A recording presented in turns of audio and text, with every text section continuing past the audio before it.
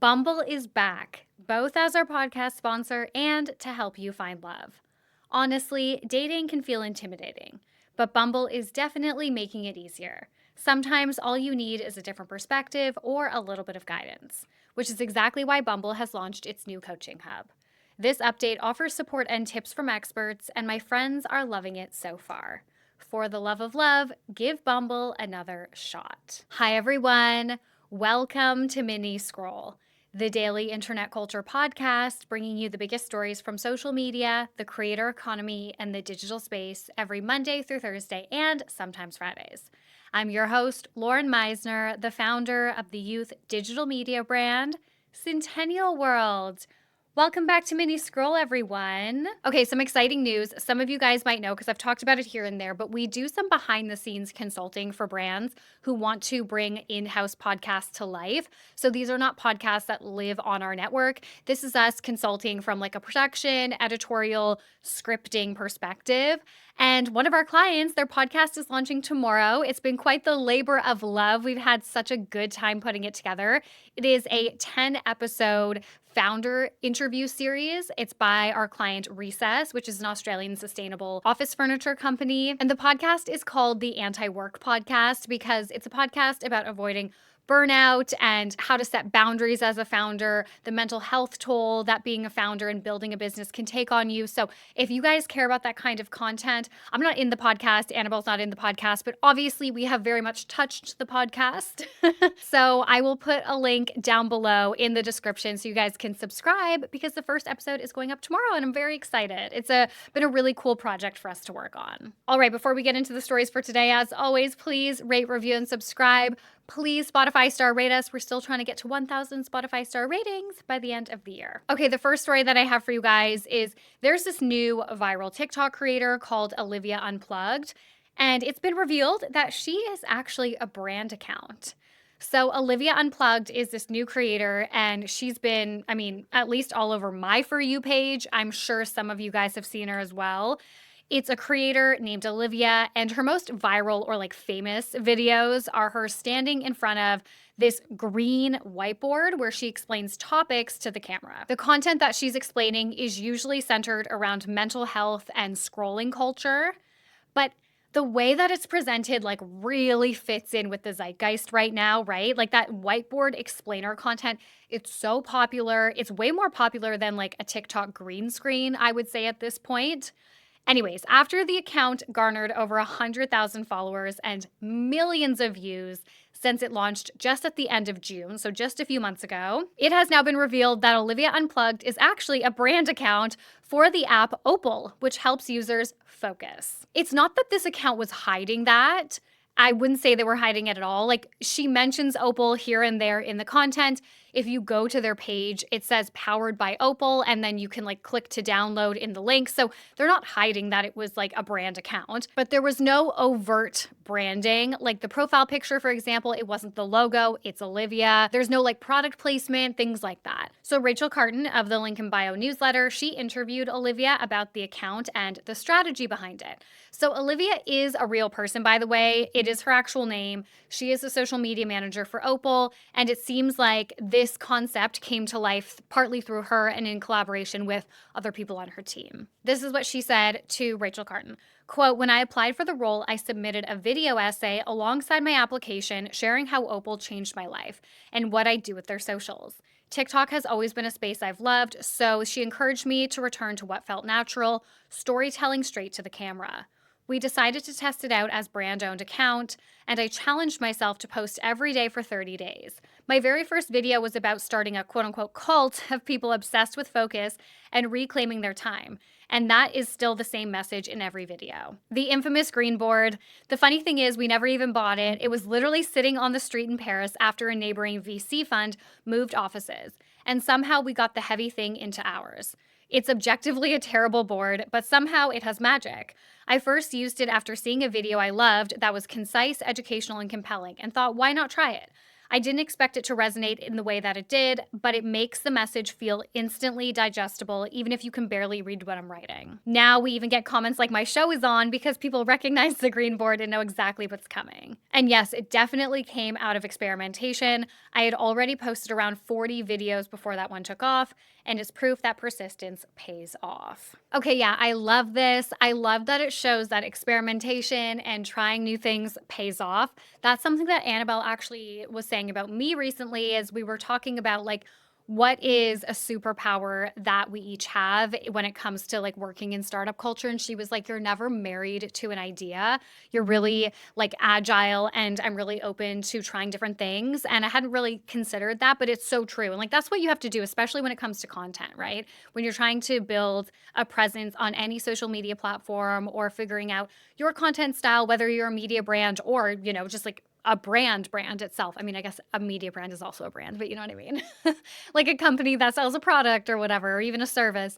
So yeah, I think it's so important, and you will never know what works unless you try a bunch of different things. I also very much subscribe to that mentality when it comes to like careers. That's what I tell the girls all the time, because all the girls that work for me for the most part are in their like early to mid 20s, and they're always like, I don't know what I want to do with my life. I'm not sure what's going on. And I'm like, you just have to try a bunch of different things. I had like 100 lives in my 20s, and it led me to Centennial and realizing that media, you know, at least for what I presume will be the foreseeable future, is the place that I'm meant to be in my career. And it's something that I love. And you won't know that until you just try a bunch of different shit. Okay. The next story that I have for you guys. Oh, I'm sorry. I know that people are always like, stop talking about MrBeast. Okay, I haven't talked about him that much, maybe in the second half of this year. I know that there were like, honestly, at one point, like weekly updates about him, but this is a pretty big story. It's made it everywhere. Like the BBC is covering it, like everyone is covering it. So MrBeast is facing backlash for trapping a man in a burning building in a new video and then defending that decision. MrBeast, whose real name is Jimmy Donaldson, is no stranger to posting videos that rely on spectacle, and he seems to just be pushing it further and further. 2 days ago, MrBeast posted a video titled, "Would You Risk Dying for $500,000?" In the video, the contestant, whose name is Eric, had to get through a variety of death traps to win the money. Side note, Eric is also a professional stuntman. In Jimmy's words, quote, he could win $500,000 if he completes 7 fire traps, including getting shot out of a cannon into fire, jumping through death-defying rings of fire, and surviving massive fiery explosions, and so much more. The video begins with Eric having to pull bags of money out of a room that is entirely set on fire, which obviously is intense, to say the least.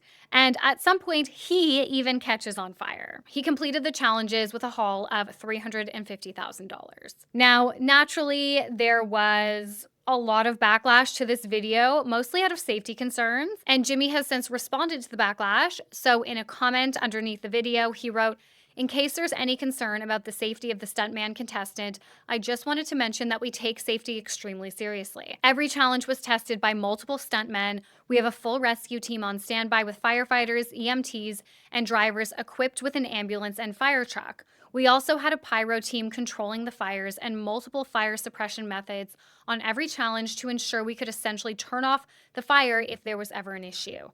But our stunt coordinator did an amazing job as always, and none of these systems were ever needed. Just wanted to be transparent with you all since I saw some concern." And then, like I said, this started to get mainstream media attention. So then he took to X and he wrote, "This blew up. If you're curious, obviously we had ventilation for the smoke and a kill switch to cut off the fires.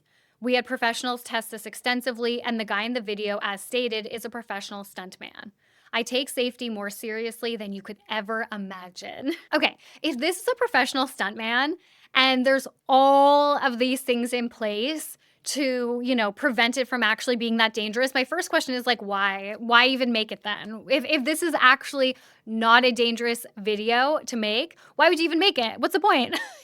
But then I guess if you think about his target audience, okay, the point is actually because 6-year-olds will watch this and be interested in it and not fully understand what's going on.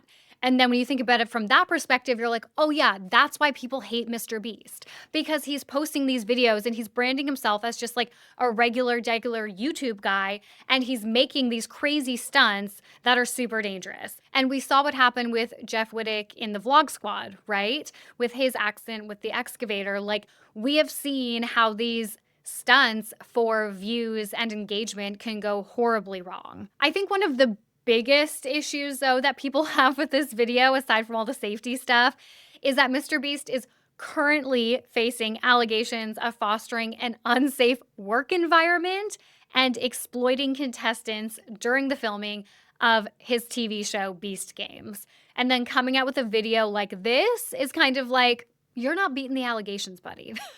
Okay, and the last story that I have for you guys, I've never actually spoken about this creator before. I really like them, but creator Brett Miller, he is a TikTok creator. He makes mostly like skit content. His handle is Britney Spears, for anyone that knows. And he's opened up about how monetizing has become increasingly difficult as an LGBTQ plus creator. So he made a recent video literally just a couple hours ago where he starts by talking about how being a content creator full-time has really impacted his mental health. And then he went on to explain how part of that is because monetizing has become harder and harder. And now, obviously, this is from a very anecdotal perspective, okay? But I think it's an interesting and important perspective to note, and something for us to discuss here as obviously like an internet culture podcast. He said that he noticed a cultural shift when it came to like paying creators, like brands being willing to pay and work with LGBTQ plus creators after the Dylan Mulvaney Bud Light campaign. In case you missed it, Dylan partnered with Bud Light in 2023. Many internet users were happy to see a company like Bud Light make a move for trans visibility, but right-wing political pundits were quick to criticize the campaign. And Dylan experienced a flood of transphobic vitriol, which she later opened up about and said the brand didn't really do anything to help her. So Brett says like it's not Dylan's fault, obviously, but for some reason that was kind of the catalyst for all of these, quote, right-wingers to be really aggressive in the fact that they do not like LGBT people promoting products. He says from his own personal experience, he has received increasingly less sponsorships, even though his account has grown substantially. And his comment section is filled with support, and there are other creators in the comment section who are part of the LGBTQ plus community validating this, saying they feel this and they're experiencing similar things too. And I think it's a really important conversation right now in the creator economy that I haven't really seen a lot of people talk about. When I reflect back, the Dylan Mulvaney situation with Bud Light actually did feel like a cultural reset almost, or like a very culturally impactful moment, not in a good way, because, you know, it was one of the first times that I think we've seen a brand, you know, align themselves with a very progressive view, progressive stance, and then getting backlash. And instead of saying like, we stand by Dylan, we stand by this decision, we support trans people, we support the LGBTQ plus IA community, all of that, they basically went back on that stance and caved to public pressure and kind of like low-key threw Dylan under the bus publicly. In hearing from a creator like Brett how a moment like that and just how things have been going culturally and politically these past couple of years, like how all of that is genuinely having real world consequences on the people who are shaping the creator economy and shaping art and culture and content and humor, it's actually so horrifying. Sometimes I don't think brands understand how important it is, or at least the people at the top understand how important it is to align with progressive values and how beneficial that can be to your brand, especially in the long term, because pendulums, they swing. I mean, this is like what I have to believe, okay? Pendulums, they swing. And we're gonna remember in like 10, 20 years when hopefully, knock on fucking wood, things have come back to more of like an equilibrium. We're gonna remember the brands like Bud Light. We're gonna remember the brands that caved under that like right-wing public pressure and stood for nothing, basically, and went back on everything that they previously said. They're fucking like rainbow logos every Pride and shit. Like, we're gonna remember that. So, yeah.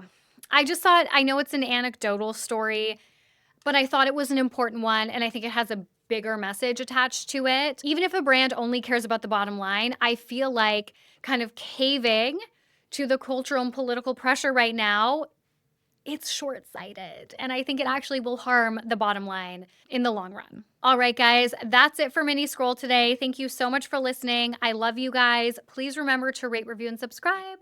Please Spotify star rate us. And I won't talk to you tomorrow. Annabelle will talk to you tomorrow, and then I will talk to you on Thursday. Bye.